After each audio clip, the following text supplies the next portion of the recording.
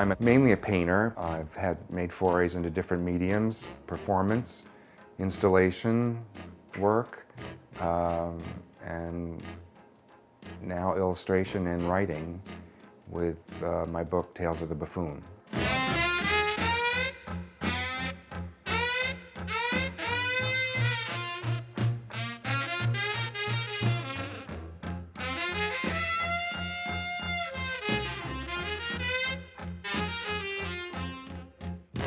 I have a long history with this subject material, a long and obsessive history.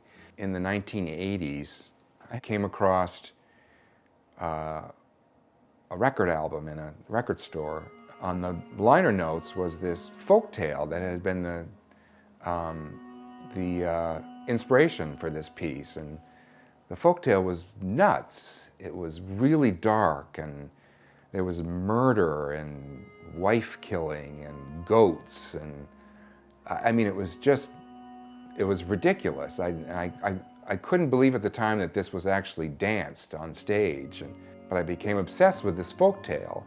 The folk tale had a couple of episodes, and I illustrated those, and then I started writing new episodes myself based on the existing ones in the folk tale, and I came up with 10 tales. And unfortunately, the idea of the magazine folded. It never happened, never left the ground. Somehow got it in my head that I had to recreate the collaborative fervor that was in Paris in the 1920s, and that it had to be performed as a ballet again.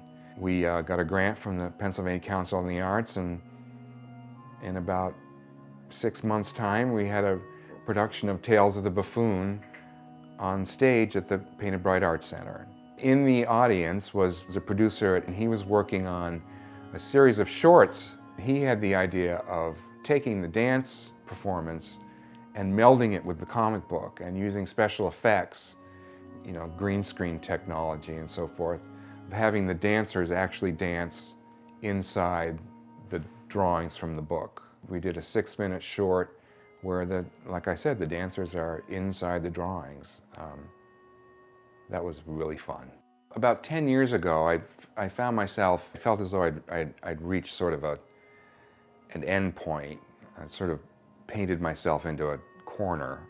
So I stopped painting for a while and began to experiment with other directions. I threw a lot of work out, tried a lot of different things.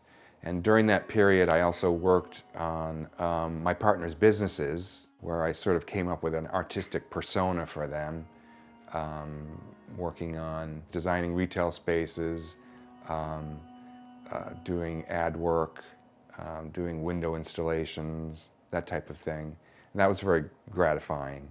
5 years ago, I was going through a drawer and found all these index cards with notes for a full-length version of Tales of the Buffoon, and started looking at the old black and white drawings that I had done a long time ago, and I was off again on my obsession. So I started to work with those again, and I also went back to the original drawings, and I was able to digitally make corrections, sort of bring them up to snuff. Basically what I do is I do a sketch in a sketchbook, I scan the sketch in, I drop a mask over it, which allows me to still see the sketch, although keeping it really light.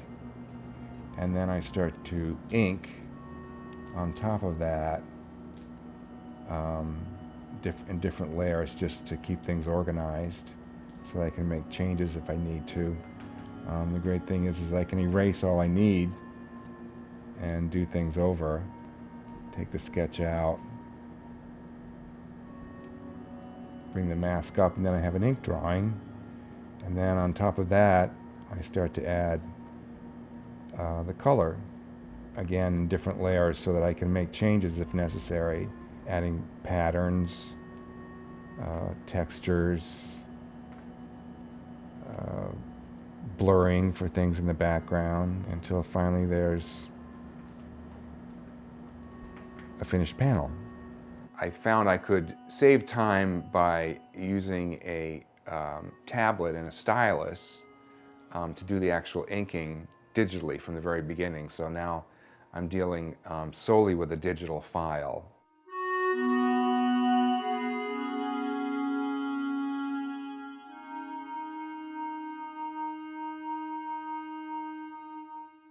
It took me a while to make the tools work for me.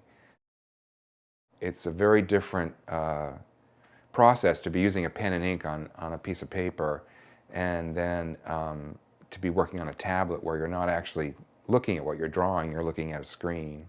I developed my own brushes so that it appears as though it has a little bit of a rough edge to it, so it looks as though it's ink that's being put on paper.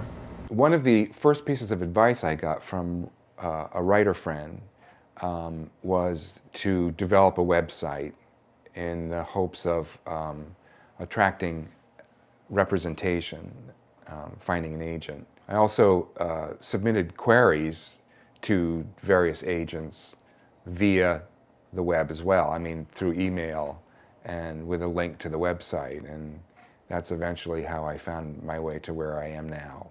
I do think it's weird that this subject matter has had this weird hold over me for over 20 years. I mean, I really have a history with it, and it's come back to take over things again, so that all I'm thinking is buffoonery once more.